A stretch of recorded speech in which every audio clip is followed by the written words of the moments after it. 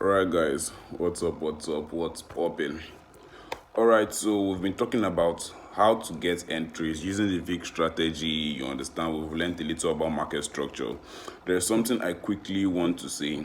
What I understood about, when I was learning this forex trading, and I'm still learning every single day, but God has given me a little knowledge I can work with. You understand? What I've learned is that the more you talk about a specific strategy, you help people more, you understand, than just giving vague knowledge, like a broad set of knowledge that is not positioned upon a thing. Like, it's very much better if you even learn a strategy as a newbie first off, then you can start learning all those other terminologies one by one as time goes on, you understand. But it's way much better to even learn the strategy from the gaming, you understand. So anything you learn is complementary. At least you'll be able to run with the strategy. So later on, it's either you upgrade the strategy, or if you find a better strategy, fine. But it's better off to just deal with the strategy first off, you understand. Yeah, so I was talking about how to get entries, you understand. And this VIX strategy is what I will keep on drumming and drumming and drumming again and again until we get the whole concept, you understand. Then if you want to trade, you can either edit the strategy, or if it does not go with your personality as a trader, you can find what's good for you, but it works. All right. Yeah, so all right, remember I was given a strategy. I was given an example on where to get entries and how to put your point of interest and everything. So I said, if you want to, first off, when you come to the charts, you look at the trend of the market. What's the trend of the market? It's a bearish trend. All right, it's a bearish trend. Then you draw yesterday. Now I said you draw your Fibonacci either from the 4 hours or the 1 hour. Then let's use the 1 hour instead. Then I think that one is more clearer. I'm just using EU. I'll still go to another pair to give example. Then you draw from your Fibonacci. Now we're back testing because we've seen what the market has played already. All right, so you draw your Fibonacci from your lower high to your lower low in a bearish trend. But if it's in a bullish trend, you draw it from your higher low to your higher high. All right, so you draw your Fibonacci like this. Since you've identified a lower high here, a lower low, lower high, lower low, lower high, you see we've not had another lower low, you understand. But this market is bearish and we're looking to sell. So let's draw our Fibonacci. All right, draw a Fibonacci like this.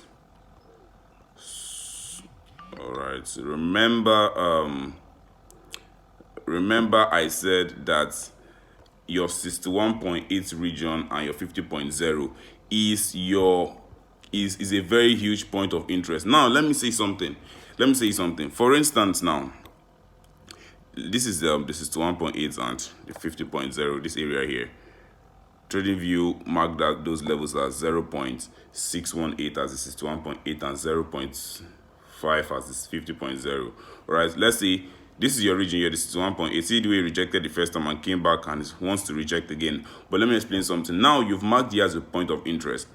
Remember I said we sell at the premium, then buy at the discount. From 0.5 or 50% upward is your premium, done 50 downward is your discount. Sometimes the price might pass this 61.8 and 50.10 if there is an order block or fair value gap around here. Price might just break this POI like as if it never existed, just to come and obey if there was an order block here or fair value gap, you understand. But as long as it's still in that area of premium level, is still valid for a sell. All right, all you just need to do is always wait for confirmation. That's why if trades enter inside this Fibonacci, I don't just sell once. That's why I do my analysis from the hourly first, you understand. Then how do we get entries? Price has entered here first off and sold. Let's see what price did here if it gave us entry, you understand. What entries are we looking for?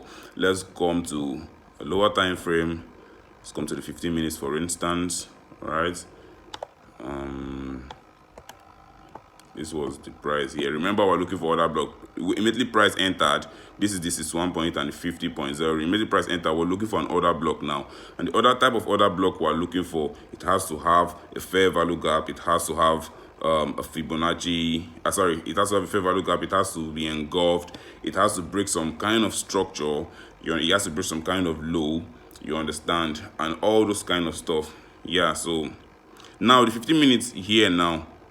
It didn't give us an entry inside of here, but this was a good order block here. You see this green candle here? You understand? You see it has a fair value gap here. Let me draw it out.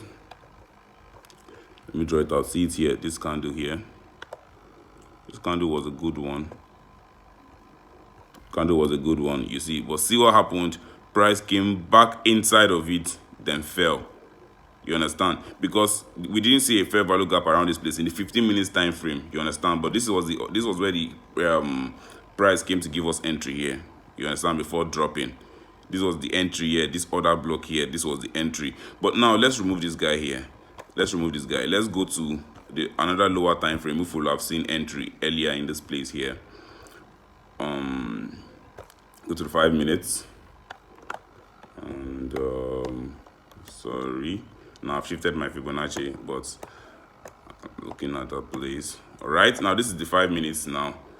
This is the 5 minutes, and see. This was where price entered into the Fibonacci. We not just enter a sell yet because price has entered. We keep on looking for entries. All right, you see, this will have used it as our as the other block, but guess what? The expansion it created didn't break some kind of structure. This structure here, this low here, was already broken before it formed the other block. So it was not the other block that broke this structure. You understand? So we'll keep looking for another other block again. Now see what happened. Price came back inside. We'll have used this also as our other block, this green candle before this expansion here. But see what happened? It didn't break this low. You understand? Now, this other block also, what low did it break? It didn't break this low also. You understand? It didn't break this low also. So we just keep on looking for entries. You understand? Why I say it didn't break? So see, you will have used this one and entered. Fine. But it would not be an A plus setup. It was a valid order block, but it wouldn't be an A plus setup because it didn't meet up all the conditions. But it will have still been a good setup. But we're looking for A plus setup. You understand? If you mark the other block here and put your stop loss in 5 pips, let's see that for instance. Oh, I've exhausted my time already. But let's say we mark either 1, 2, or this other block. See what will have happened. Price respected this other block very well. You see, price respected this one very, very well. Immediately price came inside, price just dropped. You understand? Price respected this other block very, very well. This price respects this other block here. See what happened here. Wow, I've actually really exhausted the time already.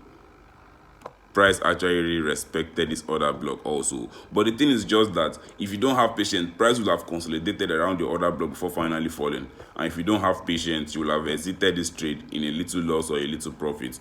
You understand? That's why we always wait for confirmation. But basically what I'm trying to say is that it's a top-down analysis. You mark a big POI in the higher time frame, then you scale lower to look for entries. And my kind of entries is order block and break of structure. Very simple, right? So cheers and God bless farms.